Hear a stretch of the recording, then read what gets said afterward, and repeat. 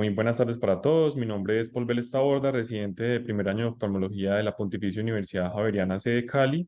Vamos a continuar con las charlas de oftalmopediatría, en este caso con el tema endotropia infantil y acomodativa. Perfecto.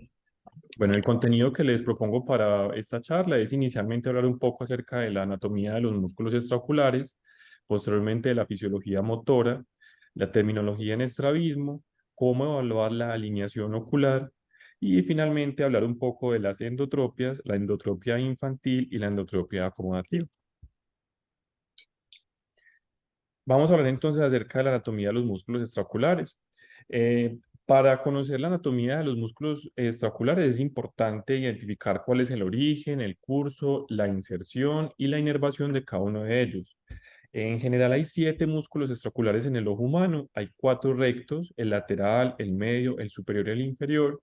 Hay 2 oblicuos, el superior y el inferior, y tenemos el elevador del párpado superior, que también es importante incluirlo como en este complejo de músculos extraoculares. Con respecto a la inervación, el nervio sexto, que es el abducens, inerva el recto lateral, el nervio cuarto paracraneal, que es el troclear, inerva el oblicuo superior, y el oculomotor o el tercer par craneal va a inervar en su parte superior al elevador del párpado y al recto superior, y en su parte inferior al recto inferior, recto medio, oblicuo inferior. Es importante también reconocer que hay una inervación parasimpática que se va a dar a la inervación en la pupila y al músculo ciliar, que es importante esclarecer, viaja con la división inferior del tercer par craneal que va a estar contiguo al oblicuo inferior. Entonces, aquí en la imagen que tenemos en el esquema podemos identificar esos músculos extraoculares en sus diferentes posiciones. Hay un esquema, digamos, muy agradable que encontré en el American Academy of Ophthalmology, en donde pues, en este esquema se identifican los músculos extraoculares, tanto del ojo derecho como del ojo izquierdo, y se los comparto ahí en la diapositiva. En este esquema podemos escoger cada uno de los músculos y nos va a dar las características más importantes de cada uno de ellos, inclusive en una versión más avanzada, pues cuáles pueden ser las complicaciones quirúrgicas más importantes asociadas o las características quirúrgicas más asociadas a cada uno de ellos. Hablamos entonces inicialmente del recto superior. El recto superior tiene su origen en el anillo de Zinc, que se encuentra en la parte posterior del globo ocular.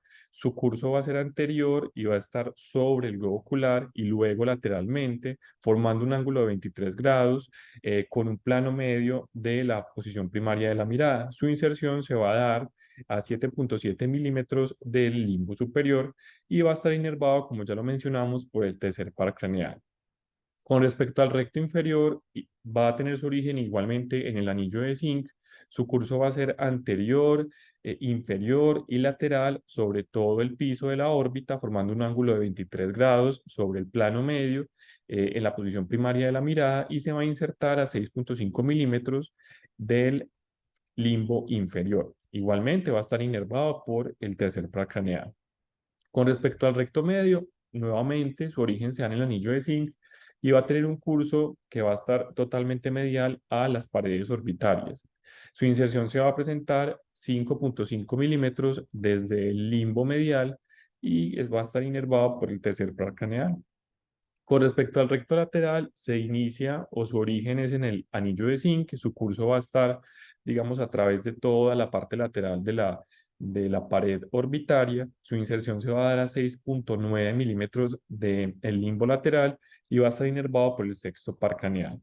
El oblicuo superior va a originarse en el ápex orbitario sobre el anillo de zinc, pero realmente va a tener un origen funcional que se presenta en la tróclea. Su curso va a estar pues anteriormente y sobre toda la parte superomedial de la pared orbitaria. Este músculo pues va a ser o se va a convertir en tejido tendinoso antes de pasar a través de la tróclea, y esta tróclea va a estar dispuesta inferior, posterior y lateral, formando un ángulo de 21 grados, de 51 grados en el plano medio en la posición primaria de la mirada. Y su inserción se va a dar posterior al ecuador en el cuadrante superotemporal debajo del músculo recto superior. Con respecto al oblicuo inferior, se va a originar en el anillo de zinc, va a tener un curso que es anterior, inferior y lateral en el piso de la órbita y va a formar un ángulo de 23 grados con el plano medio en la posición primaria de la mirada. Va a insertarse a 6,5 milímetros del limbo inferior y va a estar inervado por el tercer par craneal. Todas esas características que les mencioné los vemos resumidas en esta tabla en donde se identifican cada uno de los músculos, su longitud aproximada, cuál es su origen, cuál va a ser su inserción y otras características como su inervación, etcétera. Hablemos ahora un Volver, poco, no es zinc, es zinc. perdón, doctora. Que no es anillo de zinc, Perdón. sino de Ajá. zinc. Sí, anillo de zinc. Zinn. Sí, anillo de zinc, qué pena ahí. Bueno, avanzamos ahora con la fisiología motora. Con respecto a la fisiología motora, es importante conocer que el ojo se mueve en rotaciones oculares, ¿cierto? Esas rotaciones van a ser horizontales sobre un eje vertical cuando se da la mirada medial y la mirada lateral. Las rotaciones verticales sobre un eje horizontal cuando se mira hacia arriba y cuando se mira hacia abajo. Y las rotaciones torsionales sobre la línea de la visión. Hay una ley que es la ley de Donder. Esta ley de Donder nos habla que la torsión final del ojo es siempre la misma para una dirección de mirada dada, independientemente de la secuencia por la que se llegue a esta misma mirada. Y esto se acopla a la ley de Listing que nos dice que la orientación en una posición dada de la mirada es equivalente a la que resultaría de una sola rotación alrededor del eje que se encuentra en el plano de Listing.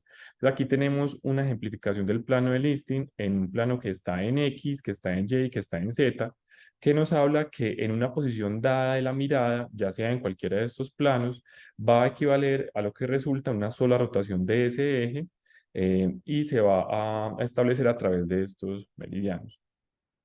Ahora, hay unas posiciones de la mirada que debemos conocer. Tenemos la posición primaria, que es cuando estamos mirando directamente al frente, y van a haber unas posiciones de diagnóstico secundarios.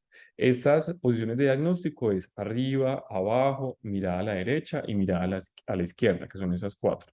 Sin embargo, tenemos unas posiciones diagnósticas terciarias, que sería cuando se observa hacia arriba y a la derecha, arriba a la izquierda, abajo a la derecha, abajo a la izquierda, así también como la inclinación de la cabeza hacia el hombro, tanto a la derecha como a la izquierda. Y tenemos unas posiciones cardinales de la mirada que son seis, que es arriba a la derecha, arriba a la izquierda y a la derecha, abajo y a la izquierda y abajo y a la derecha. Entonces es muy importante conocer esas posiciones de la mirada para las evaluaciones posteriores que vamos a ver a lo largo de la charla. Hay los movimientos oculares que ya hablamos que son rotaciones, se pueden presentar de manera monocular o se pueden presentar de manera bilateral, binocular. Tenemos entonces los movimientos que son monoculares, entre ellos las ducciones, que son rotaciones monoculares del ojo. Tenemos la aducción, que es el movimiento del ojo nasalmente. Tenemos la abducción o la abducción, que es el movimiento del ojo temporalmente. Tenemos la elevación, que podemos denominarla también supraducción o superducción, que es la rotación hacia arriba del ojo. La depresión o la infraducción, que es la rotación hacia abajo del ojo. Tenemos la intorsión o incicloducción, que es la rotación nasal del polo superior del meridiano vertical. Y tenemos la extorsión, que es la excicloducción o rotación temporal del polo superior del meridiano vertical, como lo vemos en el gráfico expuesto en la diapositiva. Ahora, esos movimientos monoculares también van a tener unos apellidos, unas características. Podemos hablar de agonismo cuando el músculo principal que mueve el ojo en esa dirección dada es este, ¿cierto? Entonces, en este caso podríamos hablar que cuando nosotros miramos hacia arriba, el músculo agonista es el recto superior. Sin embargo, tenemos también un músculo que es sinergista, que es el músculo en el mismo ojo que actúa con el agonista para la producción de movimiento dado. En este caso, por ejemplo, para la mirada hacia arriba, podríamos tener entonces un agonismo por el recto superior, pero tendríamos también un sinergismo por el oblicuo inferior. También tenemos un antagonismo, que es el músculo en el mismo ojo que actúa en dirección opuesta a la del agonista. Por ejemplo, en las miradas hacia la izquierda y la derecha, el agonista podría ser el medio o el lateral y, contrariamente a esto, el antagonista podría ser el medio o el lateral. Y es muy importante entender entonces la ley de Sherrington que nos dice que hay una inervación recíproca. Es decir, que el aumento de la inervación en un músculo se va a acompañar de la disminución recíproca de la inervación de su antagonista, como se habla entonces en la parte del antagonismo. Ahora hay unos movimientos binoculares. A esos movimientos binoculares también le vamos a poner un nombre. Las versiones son los movimientos binoculares que son conjugados, es decir, que se presentan en la misma dirección. Y las vergencias van a ser los movimientos oculares que son desconjugados y cuyos ojos van a estar en direcciones opuestas. Hay una ley muy importante que también se incluye allí. Ahí estamos hablando de varias leyes. Una de ellas es la ley de Hering, que es la de correspondencia motora, que nos habla que cuando los ojos se mueven en dirección de una mirada, hay un aumento simultáneo e igual en la inervación de los músculos para esta dirección. Es importante entonces conocer cómo se habla en la tabla, que hay unas posiciones diagnósticas de la mirada y esas posiciones diagnósticas ya le vamos a dar el nombre adecuado. Si estas se presentan hacia la derecha, las vamos a llamar como destro, y si se presentan hacia la izquierda, las vamos a llevar como levo. Si se presentan hacia arriba, las vamos a llamar como supra, y si están hacia abajo, las vamos a llamar infra. Entonces, en este caso, si el paciente mira hacia arriba y a la derecha, ya lo vamos a denominar destro-supraversión, hacia arriba supraversión, hacia la izquierda y hacia arriba levo-supraversión. Si estamos hacia la derecha, dextroversión, posición primaria de la mirada, hacia la izquierda, levoversión, hacia la izquierda y hacia abajo, levo-infraversión, hacia abajo, infraversión, y hacia la derecha y hacia abajo, la vamos a llamar destro infraversión. Recordemos que estamos hablando de movimientos que son totalmente binoculares. Ahora, es muy importante que en estos, digamos, bajo estos términos, hay unas condiciones que se llaman las desviaciones primarias y las desviaciones secundarias. Estas van a depender de cuál es el ojo que está fijando. Si es el ojo que tenemos frente a un prisma, es el ojo que es sano y es el que está fijando, entonces vamos a hablar de una desviación secundaria que se está presentando por el ojo contralateral, que sería el desviado. Siempre las desviaciones secundarias van a ser mayores a las desviaciones primarias y siempre debemos dejarlas consignadas cada una de ellas. Ahora hablemos un poco de la terminología del estrabismo, ya que hablamos un poco de la anatomía y la fisiología y conocemos algunos de los términos que se utilizan, podemos hablar ya con mayor propiedad del estrabismo. En este caso, pues el estrabismo viene del griego strabismus, que es entrecerrar los ojos, mirar oblicuamente o de reojo, y básicamente se va a traducir en una desalineación ocular. Esa desalineación ocular puede ser causada por anomalías de la visión binocular o por anomalías del control neuromuscular de la motilidad ocular. La ortoforia, que es un término que debemos tener muy presente, es una condición ideal de una alineación perfecta ocular. En la práctica realmente esto es casi imposible de encontrar, pues rara vez se va a encontrar y comúnmente pues los oftalmólogos y en general pues el personal médico llama ortoforia cuando se describen ojos que están sin un estrabismo manifiesto. Hay otro término importante y es la heteroforia, que es cuando no hay ortoforia, es decir, cuando tenemos una desviación ocular y esta puede estar latente o por el mecanismo de fusión podría estar latente o podría estar pues manifiesta. Y tenemos la heterotropia, que es una desviación que está presente cuando ambos ojos están abiertos y observados, es decir, que ese es un estrabismo completamente manifiesto, que es la diferencia en este caso con la heteroforia. Entonces ambos representan la diferencia de la ortoforia, hay una desviación, se presenta de manera latente como heteroforia y se presenta de manera manifiesta como heterotropia. Hay unos prefijos importantes de utilizar en el estrabismo. El prefijo endo o exo lo vamos a utilizar cuando el ojo rota para que se desvíe nasalmente, porque los ejes visuales se alinean en un punto más cerca al objetivo de fijación. Esto es lo que llamamos estrabismo convergente y hace parte de los estrabismos horizontales. Igualmente tenemos el prefijo exo con X, en donde el ojo se gira para que se desvíe temporalmente. Aquí, debido a los ejes visuales divergen del objetivo de fijación, podemos llamarlo estrabismo divergente. Y también hace parte de los estrabismos horizontales. Entonces aquí vemos en la imagen cómo nos enfrentamos hacia un exoendo y hacia un exo. También tenemos el prefijo hiper cuando el ojo gira para que se desvíe hacia arriba. Este es un tipo de estrabismo vertical. E hipo cuando el ojo se gira para que se desvíe hacia abajo. Entonces hablamos también de un estrabismo vertical. Tenemos la terminología in ciclo, que el ojo se rota de modo que el polo superior del meridiano vertical se rota nasalmente, que es lo que denominamos intorsión, y tenemos exciclo cuando se gira de manera que el polo superior meridiano vertical, y ahí lo vamos a llamar extorsión. Entonces vemos las imágenes que representan tanto un inciclo como un exciclo, que representan una hiper y una hipo, perdón. Y tenemos los sufijos, foria, que es una desviación latente, como los ejemplos son endoforia, exoforia o hiperforia, y la desviación está controlada por los mecanismos de fusión para que los ojos permanezcan alineados bajo condiciones únicamente binoculares. Y las tropias son desviaciones manifiestas. Entonces tenemos el ejemplo de endotropia, hipertropia, exotropia, y la desviación va a exceder los mecanismos de fusión, de modo que los ojos están desalineados en condiciones binoculares. Es importante conocer las abreviaturas porque en las historias clínicas de estrabismo, pues generalmente nos vamos a enfrentar a ellas. Entonces, con la E solo vamos a enfrentarnos a una endoforia, la X es exoforia, la XT es exotropia, la ET endotropia o exotropia, la E con T entre paréntesis es endotropia intermitente, la X con T entre paréntesis exotropia intermitente, H para hiperforia, HT para hipertropia, HO para hipoforia y HOT para hipotropia, entre otras. Aquí les traigo como las más frecuentes. Ahora, ¿cómo vamos a evaluar la alineación ocular? Entonces, es importante que reconozcamos, como ya habíamos hablado, cuáles son esas posiciones diagnósticas de la mirada. Entonces, son 9 miradas diferentes usadas para la evaluación integral de la alineación ocular. Entonces, tenemos la posición primaria de la mirada, en donde la cabeza está completamente recta. Vamos a mirar al infinito óptico, que se va a presentar a 6 metros o 20 pies de distancia.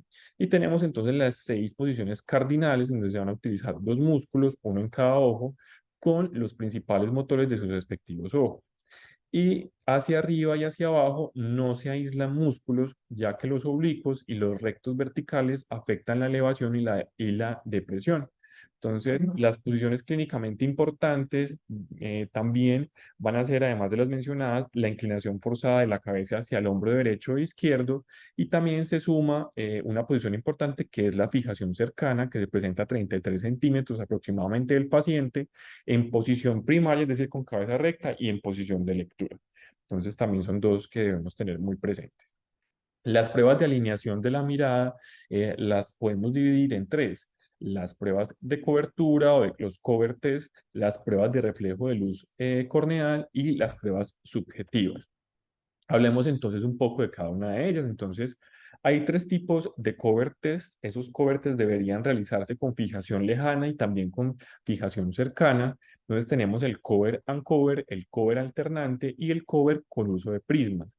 Aquí realmente se divide en dos. Podemos utilizar el cover alternante con uso de prismas, o podemos tener el cover con el uso de prismas simultáneos. Entonces, realmente son dos. Hablemos inicialmente entonces del cover and cover. El cover and cover es una prueba monocular. Esta prueba monocular, digamos, nos va a ayudar a detectar estrabismos para distinguir entre las heteroforias y las heterotropias. Entonces aquí tenemos un video de la American Academy en donde nos muestran cómo se debe realizar el procedimiento. In a right esotropia, there is no movement. The right Inicialmente eye is vimos covered. cómo se When the presenta en fixating left ortotropia, eye is covered, the right eye picks up fixation. y en The esta left eye paciente resumes fixation when the cover is removed. observamos cómo se presenta entonces la desviación y cómo debería realizarse. Simplemente entonces con el oclusor o con mi mano o con cualquier superficie pues que sirva como oclusor, voy a tapar y destapar el ojo observando el contralateral y viceversa. Bueno, entonces aquí tenemos un video en donde no es un gráfico, sino que es un videito ya real. Voy a adelantar la producción. Entonces, definitivamente este paciente tiene un estrabismo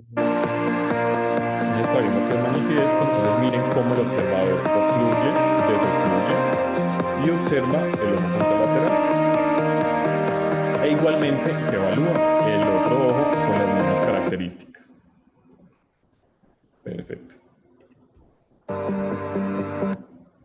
Tenemos el cover test alternante. En este caso se van a detectar desviaciones latentes, heteroforias o manifiestas, que son las heterotropias. Entonces, básicamente lo que va a hacer el examinador o nosotros es mover el oclusor de un lado a otro, observando la dirección del movimiento en cada ojo cuando se destapa. Entonces voy a alternar de un ojo al otro, observando muy bien lo que está sucediendo con cada uno de ellos, cuando los tapo y cuando los destapo.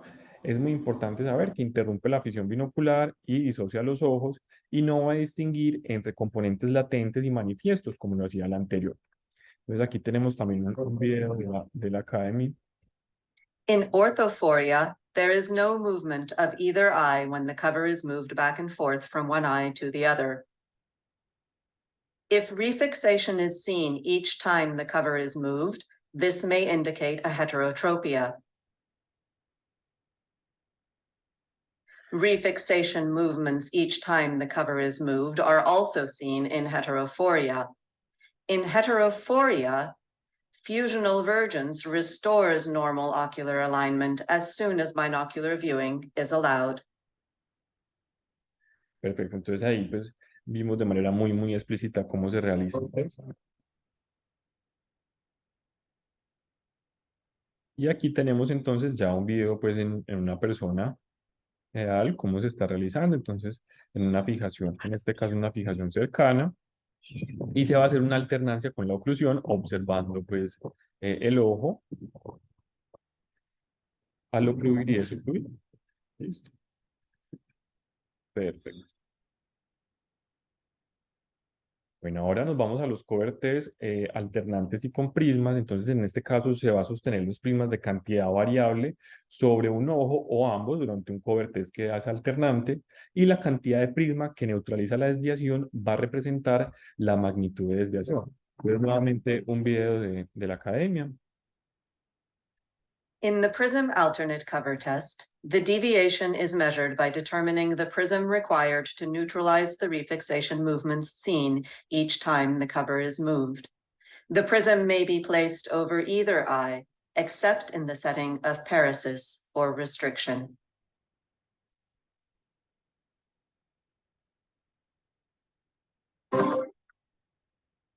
Perfecto. Y tenemos entonces el segundo tipo de uso con cover test y prismas, que es el cover test y prisma simultáneo. En este caso se va a medir la desviación manifiesta durante la visión binocular y se va a colocar un prisma delante del ojo que desvía y se cubre al mismo tiempo el ojo que fija. Entonces esta prueba se va a repetir usando potencias crecientes prismáticas hasta que el ojo desviado pues ya no se mueva más.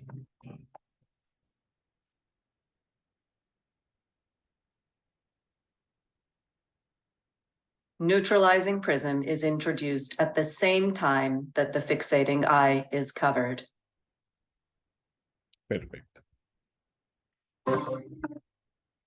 Entonces, este video es un video ya un poco más completo, en donde se hizo la evaluación de esta paciente. Entonces, ellos inicialmente nos explican cuáles son los materiales y los métodos. Y aquí se inicia entonces con un cover and uncover. Entonces, observemos las características de la prueba. This is the alternating cover test. Entonces, miremos cómo el And ojo from the fija. cover Ahí test, estamos ya you con can el see cover that test Chrissy has an alternante, exophoria with rapid recovery. en donde es evidente These are pues, two different que ways estamos to record enfrentándonos it. a la exoforia And now to alternante. measure the size of a deviation, we will now perform the Y posteriormente place in front of the deviating eye in manifest se deviation. empieza a hacer As the entonces patient has la anteposición aphoria, de los it's prismas placed in front of either eye. y se empieza a The aumentar PCT la potencia utilizes the prismática alternating cover test hasta and lograr observing the la eye ortoforia. under the prism. By using the prisms, the image of the fixated object is brought closer to the fovea, which leads to a decrease in eye movement. The strength of the prism is increased until no movement is seen, which is the null point. Here is the null point at 20 diopters. Going past the null point, we will see a reversal in eye movement, and that will confirm the correct prism strength. Entonces miren que ahí ya nos estamos pasando, entonces se devolvieron al prisma anterior From y our PCT, we have now determined the size of the iniciamos ahí y ya deviation, nos which is dan 20 las diopters. mediciones. Entonces básicamente eso es como un recorrido por todos los tipos de cover test que realmente los deberíamos utilizar o los deberíamos usar en ese mismo orden. Ahora tenemos las pruebas de reflejo corneal y de reflejo rojo. Estas pruebas no son precisas, podrían ser muy imprecisas, pero van a ser muy útiles cuando tenemos pacientes que no nos cooperan, aquellos pacientes que tienen fijaciones deficientes, fijaciones excéntricas, o donde no haya posibilidad pues, de hacer un cover test, ¿cierto? Entonces, ¿cuáles son estos? El primero pues es el test de Hirschberg. Básicamente es una correlación entre el descentramiento del reflejo de luz corneal y la desviación ocular. Se habla en la literatura más o menos que por cada milímetro de descentramiento se expresan 22 dioptrías, aunque realmente estuve buscando y es muy variable, se puede presentar una variación hasta de 12 dioptrías hasta 27 dioptrías de variación, basado simplemente en ese milímetro de descentramiento. Sin embargo, digamos, la literatura normalmente nos habla de 22. También hay una correlación, digamos, un poco más precisa porque puede ser difícil hacer esta medición. Entonces nos habla que si se encuentra al margen de la pupila, estamos hablando de cerca de 30 dioptrías. Si estamos a medio camino del iris, ¿cierto? Más o menos 50% del borde pupilar y del limbo, estaríamos hablando de 60 dioptrías. Y si ya llega ese reflejo corneal hacia el limbo, estaríamos hablando ya de 90 dioptrías, entonces es una forma pues de recordar más fácilmente. Tenemos el test de Krimsky, que básicamente usa prismas para cuantificar la descentración de los reflejos corneales a través del uso de una linterna de mano. Entonces, básicamente lo que vamos a hacer es que se sostiene un prisma sobre cualquiera de los dos ojos y se va ajustando la potencia del prisma hasta que el reflejo de la córnea se posicione simétricamente en cada ojo, aproximándose a la desviación central. Entonces, nuevamente un video de la academia, donde nos hablan del test de Krimsky. In the Krimsky test, the deviation is measured by determining the prism that gives a symmetrical appearance to the corneal light reflexes. Entonces, miren que lo que se busca es con los diferentes prismas lograr que los reflejos corneales se ubiquen exactamente iguales. Es muy importante un término acá, digamos, para hacer un paréntesis, es el ángulo de capa. Entonces, el ángulo capa básicamente es un ángulo que hay entre el eje visual, ¿cierto? Que es el que se observa acá en el gráfico, y el eje pupilar anatómico. Entonces, esto puede afectar las mediciones y el reflejo de la luz corneal, ya que si la fobia suele ser temporal al eje pupilar, haciendo que el reflejo de luz corneal sea ligeramente nasal al centro de la córnea, vamos a hablar de un ángulo capa positivo, ¿cierto? Es decir, si ese reflejo se nos está yendo muy hacia nasal, porque la fobia está de manera temporal haciendo el eje pupilar en ese ángulo. Ahora, si todo lo contrario, tenemos entonces una fobia que es nasal al eje pupilar, va a dar un ángulo capa negativo, entonces en este caso se va a prestar pues, o se va a simular más una endotropia. Entonces es muy importante tener esto presente en esos reflejos corneales. Tenemos el test de Bruckner. Acá se usa un oftalmoscopio directo para obtener un reflejo rojo simultáneamente en ambos ojos. Si hay estrabismo presente, el ojo desviado tendrá un reflejo rojo que es un poco más claro y brillante que el ojo fijador. Es muy importante reconocer que las opacidades de medios, los errores refractivos pueden causar reflejos rojos que sean desiguales. Entonces, por eso es un test que es bastante impreciso. En este video les muestro básicamente cómo se debería realizar. Entonces, básicamente el examinador va a alumbrar con el oftalmoscopio directo, con el diafragma más grande, ambos ojos, y va a observar las características del fondo de ojo, o el reflejo rojo. Donde Perfecto. evaluar que los medios estén transparentes, o sea, córnea, humor acuoso, cristalino, vítreo. Y también podemos ver qué diferencias hay entre la coloración de un reflejo con respecto al otro. Perfecto. Entonces así se debería realizar este test. Ahora, finalmente tenemos los test subjetivos, en donde pues, va a ser el paciente que nos va a precisar cuál es, digamos, su defecto. En este caso podríamos utilizar las varillas de Maux o las varillas de Maux doble. Entonces, el siguiente video nos explica muy bien a qué nos estamos enfrentando con este test. Para cuantificar de forma subjetiva la foria de cerca, usaremos este test de foria y la varilla de Maddox. Colocando la varilla de Maddox de forma horizontal en la gafa de prueba, el paciente verá una luz vertical. Le pedimos al paciente que nos señale por dónde pasa esa luz vertical roja. Señáleme por dónde pasa la luz vertical. De acuerdo, pues estaríamos en 3 de exoforia, una foria totalmente normal de cerca. Realizamos el mismo método, pero poniendo la varilla en vertical. Así mediremos su foria horizontal. ¿Por dónde pasa la luz roja, la línea roja? Justo por el centro prácticamente, pues no tiene ninguna desviación vertical. Perfecto. Y en el test de varillas de Maddox, básicamente se le va a pedir al paciente que ubique Está dos viendo las dos líneas de sesiones, manera Rafael. horizontal que se encuentran de manera perpendicular. Entonces, primero se le pide al paciente que nos diga cómo las está observando. Y coloque las paralelas. Gírelo pide hacia que donde gire usted vea la que la perilla. línea le queda paralela a la blanca. Hasta que ambas líneas estén paralelas y así se puede Ahí. determinar. Sin duda alguna, los test subjetivos tal vez no sean los test pues, más precisos para utilizar en la población pediátrica. Yo los traigo porque es importante reconocer que existen y que es unos test que podemos utilizar en aquellos pacientes muy seleccionados para la medición de estos grados de extravío, de alineación.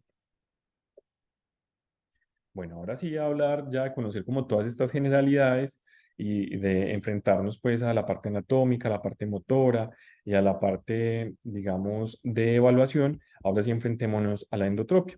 Entonces, básicamente las exo o endodesviaciones son desalineaciones convergentes latentes o manifiestas de los ejes visuales. Las endotropias son el tipo más común de estrabismo infantil y representa más del 50% de las desviaciones oculares en la población pediátrica. Eso hace tan importante que las conozcamos, que las sepamos reconocer, diagnosticar e inclusive tratar.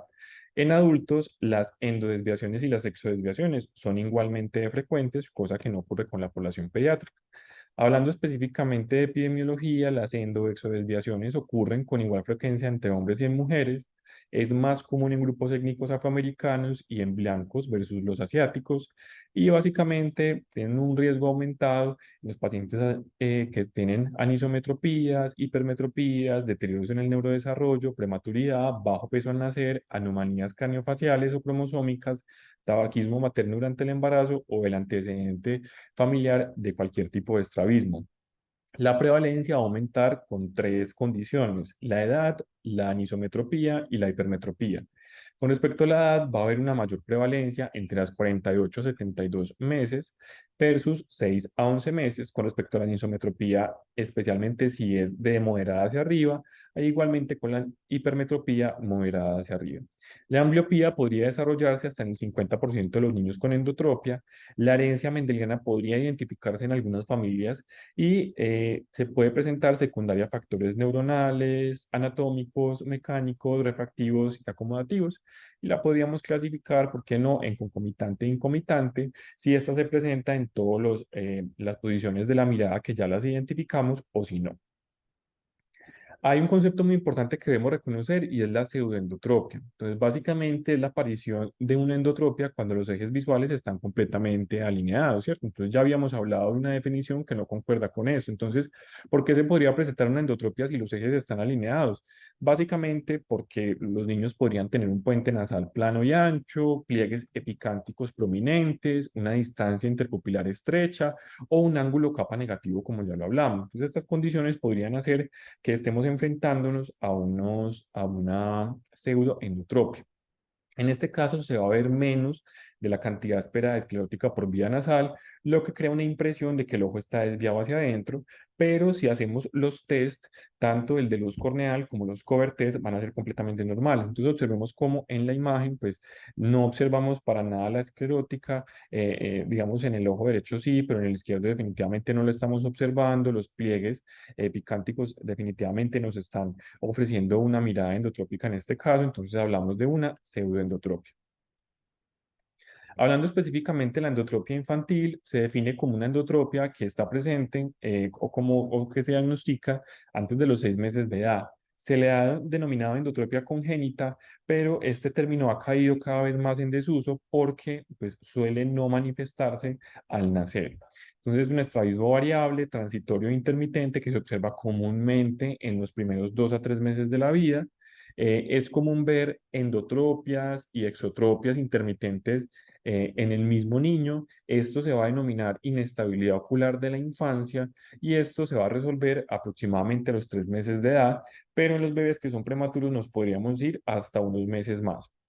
Y si persiste la endotropia después de 2 meses de edad, es constante o mide más de 30 dioptrías, es poco probable que resuelva y pues podríamos ir pensando en un plan quirúrgico.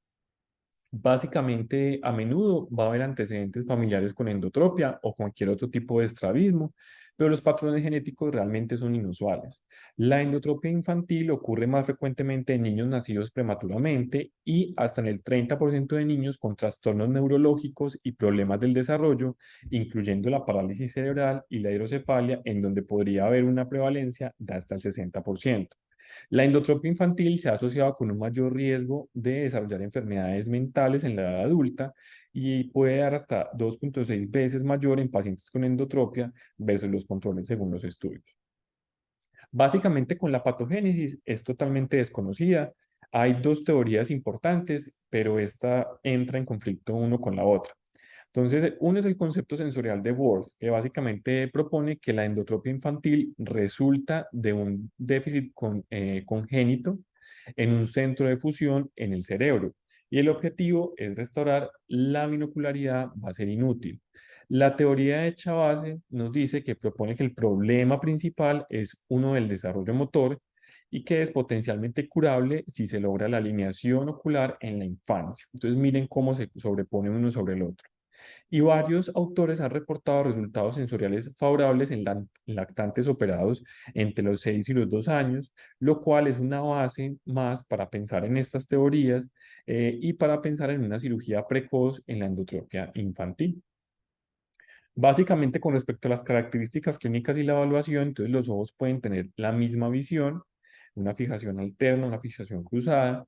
La fijación cruzada, entonces, uso del ojo en aducción para la fijación de objetos en el campo que está en la visión contralateral y se asocia a endotropias de gran ángulo. La ambliopía, comúnmente asociada a la endotropia infantil, y cuando está presente se observa una mirada preferencial. Las versiones y las ducciones suelen ser normales al principio y la desviación es concomitante y característicamente mayor a 30 dioptrías. Básicamente, el paciente podría presentar una sobreelevación en aducción y podría tener un complejo de estrabismo disociativo hasta en el 50% después de los 1 a 2 años, haber un déficit aparente de aducción debido a la fijación cruzada.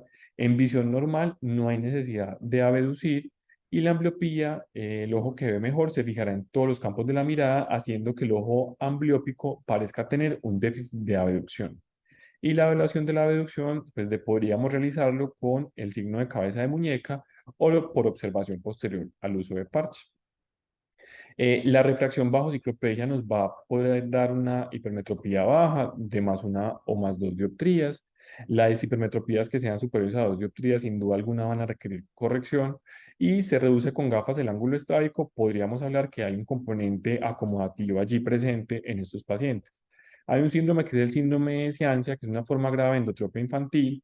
En este caso, vamos a encontrar con endotropias de gran ángulo que pueden ser mayores de 50 dioptrías. Vamos a notar nistagmus en la abducción y puede haber déficit leve de la abducción. Entonces, aquí tenemos un paciente con síndrome de ciancia.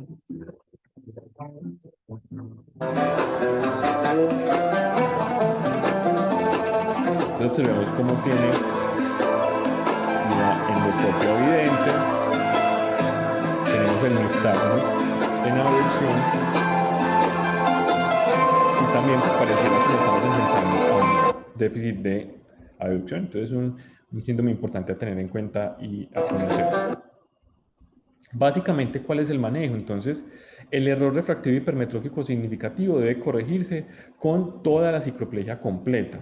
Entonces, una endotropia de ángulo pequeño, de grado variable o intermitente puede ser más probable que responda a una corrección hipermetrópica una hipermetrópica que una constante o de gran ángulo. La alineación rara vez se logra sin cirugía en endotropia de inicio temprano. La alineación temprana nos va a ayudar a mejorar la fusión, a que se desarrolle de manera adecuada la estereopsis y a que haya una estabilidad a largo plazo. El objetivo en la cirugía es reducir la desviación a la ortotropia o lo más cercano posible a ella, y la alineación dentro de 8 a 10 dioptrías de ortoforia con frecuencia da como resultado el desarrollo del síndrome de monofijación, que lo hemos hablado pues, en varias de las charlas, en donde se da una fusión periférica, una supresión central y una apariencia favorable. Entonces, el resultado quirúrgico generalmente es estable y funcional, y se mejora el desarrollo psicomotor del niño y se aceleran las respuestas a la alineación. Es ideal que los ojos estén alineados antes de los 2 años para optimizar la cooperación binocular. La cirugía puede realizarse en niños sanos tan pronto como en 4 meses de edad, como les pone en la literatura, y los estudios muestran que las endotropias constantes de al menos 40 dioptrías después de 10 semanas de edad, poco probable que resuelvan espontáneamente. Hay un estudio que es el estudio ELIS, que es de cirugía de estrabismo temprano, donde evaluaron pacientes de 6 a 24 meses versus tardíos 32 a 60 meses, y mostraron mayor mejoría en la binocularidad macroscópica en el grupo de cirugía temprana. Sin embargo, tomemos con pinzas estos datos porque hubo un mayor número de procedimientos. Básicamente, los procedimientos que se pueden realizar es una retroposición de ambos músculos rectos mediales o una retroposición de un músculo recto medial combinado con resección del recto lateral ipsilateral. Y para las desviaciones grandes, mayores a 60 dioptrías, el oftalmólogo podría pensar en operar 3 hasta 4 músculos horizontales. También podríamos tener en el tintero la inyección botulínica. Se ha estudiado especialmente pues, en la inyección en rectos mediales directamente, y en los estudios básicamente son muy controvertidos porque se asocia a una alta tasa de reoperación, y los niños tratados con toxina botulínica tienen una mayor tasa de una binocularidad anormal en el posoperatorio. Entonces, la toxina botulínica pues, se recomienda en desviaciones muy pequeñas, pero con esas complicaciones o con esos resultados no tan favorables. Básicamente es un procedimiento que puede ser bastante pues, sencillo. Básicamente se ubica, en este caso, el músculo y se hace la inyección de la toxina botulínica. Entonces, como les mencionaba, pues tiene unos desenlaces no tan favorables, entonces digamos que no se recomienda su uso de manera libre en todos los pacientes, sino en pacientes bastante seleccionados. Con respecto a la endotropia acomodativa, básicamente es una desviación convergente de los ojos asociados con la activación del reflejo acomodativo, y todas son adquiridas. Y las características es que hay un inicio típicamente entre los 6 meses y los 7 años, con un promedio de los 2.5 años, generalmente intermitente al inicio y luego se vuelve constante, es concomitante, a menudo hereditario, a veces precipitado por trauma o enfermedad, y frecuentemente asociado a ambliopía y posiblemente a estados de diplopia. Entonces, básicamente hay varios tipos de endotropias acomodativas. En este caso tenemos la exotropia o la endotropia acomodativa refractiva. En esta se envuelven 3 mecanismos importantes, que hay una hipermetropía no corregida, hay una convergencia acomodativa y hay una divergencia fusional que es insuficiente.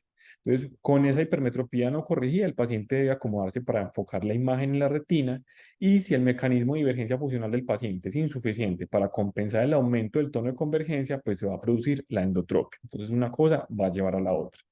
El ángulo de fijación aproximadamente de lejos y de cerca va a ser similar, 20 a 30 dioptrías, con un promedio de más 4 dioptrías. Entonces, aquí podemos observar entonces un video en donde se está observando un cover and cover. En este caso, pues nuestro paciente tiene corrección.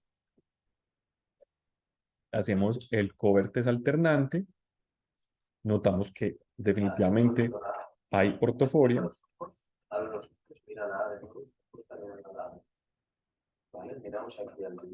Voy a avanzar un poco el video. Ya aquí nuestro paciente se retira su corrección y observemos lo que está pasando en el cover and uncover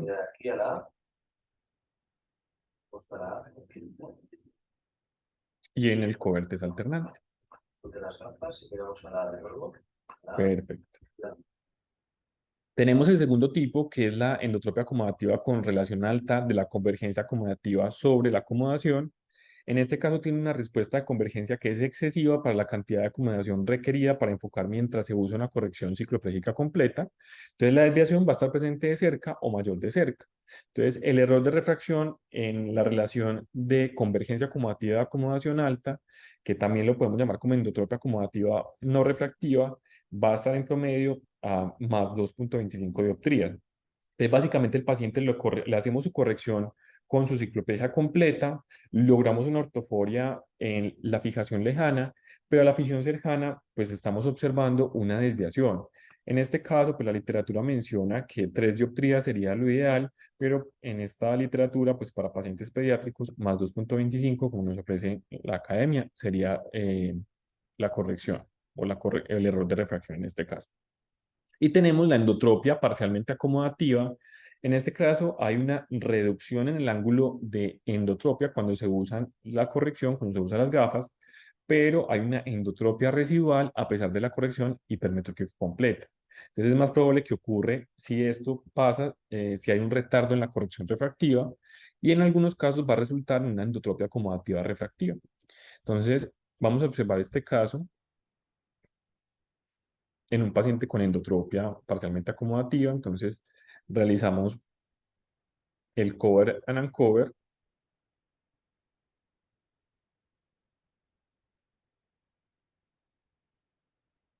donde se evidencia la endotropia en nuestro paciente.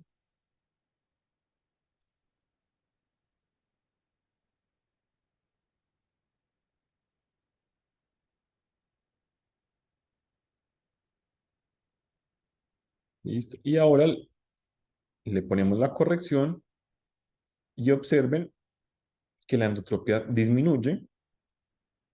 Yo diría solo un poco, no es, digamos, una disminución muy sustancial, pero disminuye. Entonces, en este caso, es una endotropia parcialmente acomodativa. ¿Cómo se hace la evaluación entonces de estos pacientes? Básicamente, los dos ojos pueden tener la misma visión o inclusive podríamos estar enfrentándonos a ambliopía. Las versiones y las aducciones pueden ser completamente normales. Puede haber sobrelevación en aducción. El examinador puede medir la desviación usando un objetivo lejano y un objetivo cercano. Es lo ideal que lo haga tanto en visión lejana como cercana con una fijación. Y el cover test alternante en la evaluación inicial típicamente revela una endotropia concomitante intermitente que es más grande en la visión cercana. En todo Aquí momento. pues tenemos a una Síguela viendo aquí, paciente por favor. Te voy a tapar este ojo. No te que muevas, observen que princesa. cuando se le hace el Quiero cover que and veas la cámara. cover, miren que Estamos el haciendo, ojito como le izquierdo no comentaba, hace que elige el fijación, ojo izquierdo. hace Sin una embargo, fijación observamos una fijación errática, lo que errática nos habla que totalmente muy inestable. probablemente nos Si lo estamos ven a través de la enfrentando a una cámara, verás ambliopía. cómo lo estamos viendo. Es Sin decir, un embargo, ojo cuando ampliope tiene hacemos una el cover fijación and cover en errática, el ojo izquierdo, porque no notamos tenemos que una el ojo fijación derecho no central. se está fijando. En algunas ocasiones esto se compensa con una situación que se llama fijación excéntrica. Comienzan a fijar con una zona alterna de retina, pero no es fijación central. Miren acá, Vamos a nos hacer ahora fija la prueba que se llama de completamente. pantalleo. Mira la cámara, amor. Hacemos el alternante. Mira la cámara aquí. Entonces tenemos una ambliopía. Mira la cámara aquí, princesa. Perfecto. Entonces es una forma de evaluar Todo. esta condición.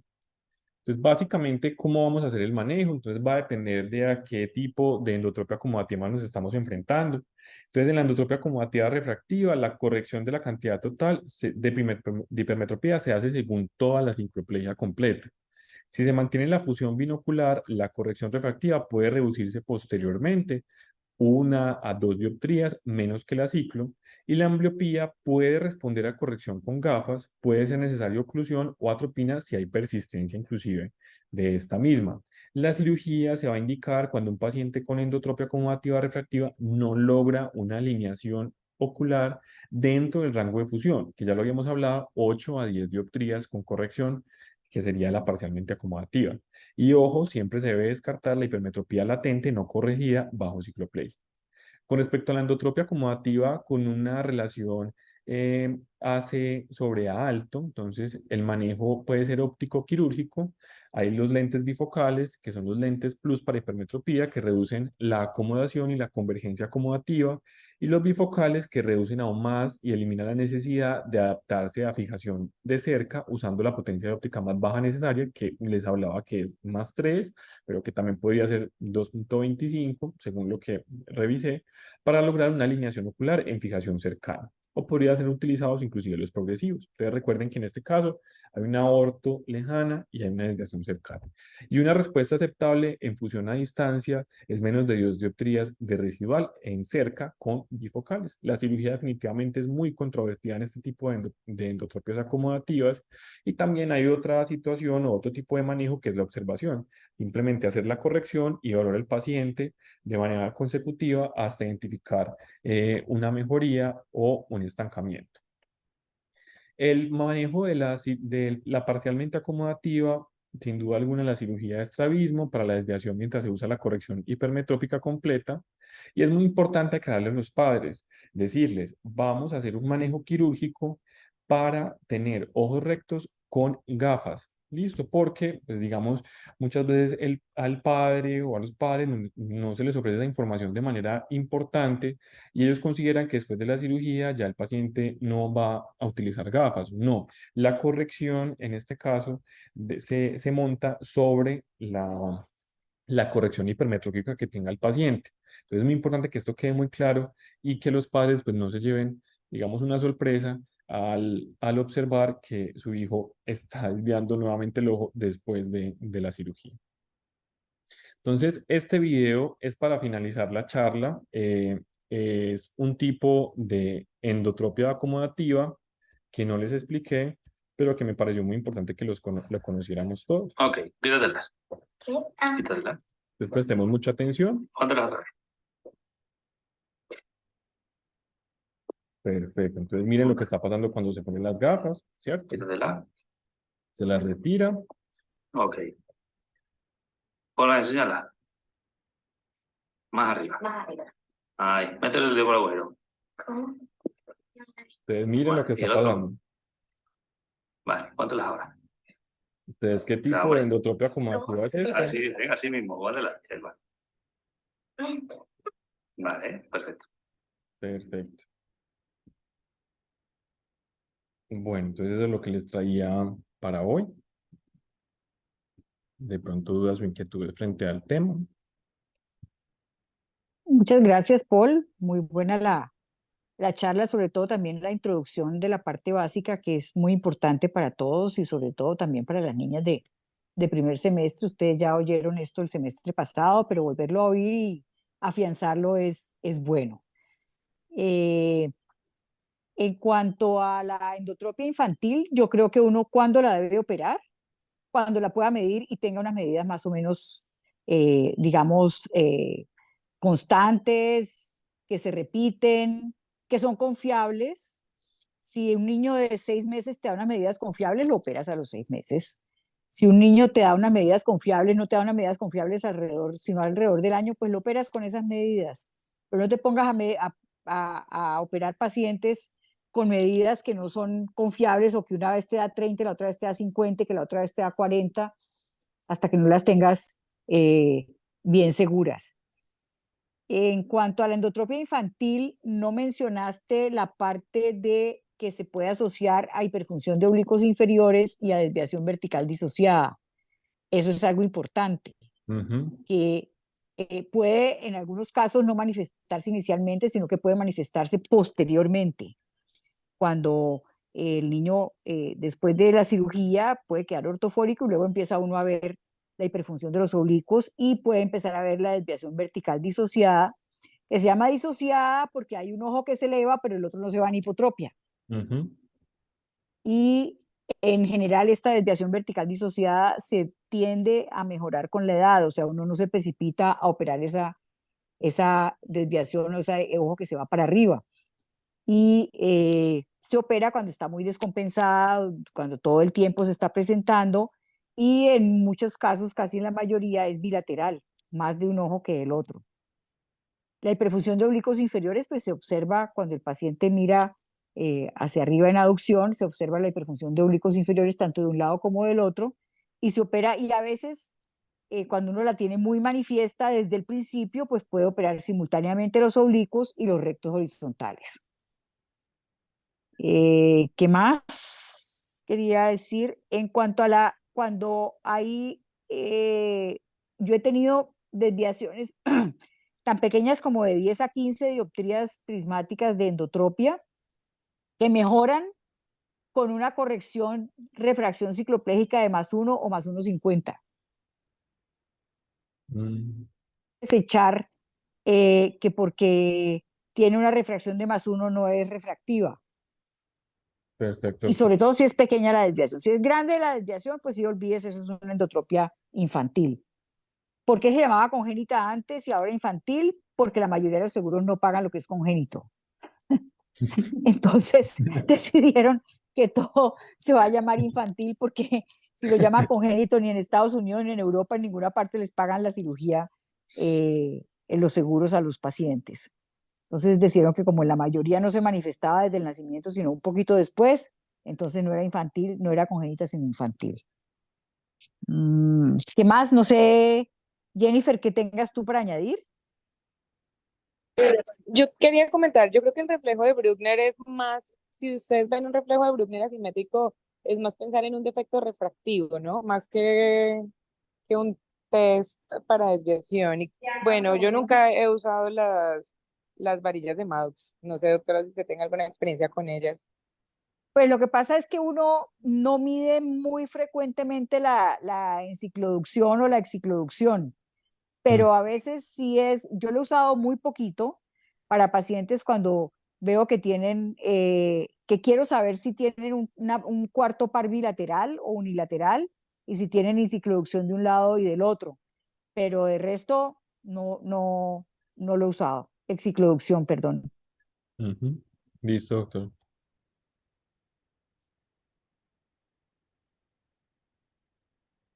Bueno, muchas gracias, Paul.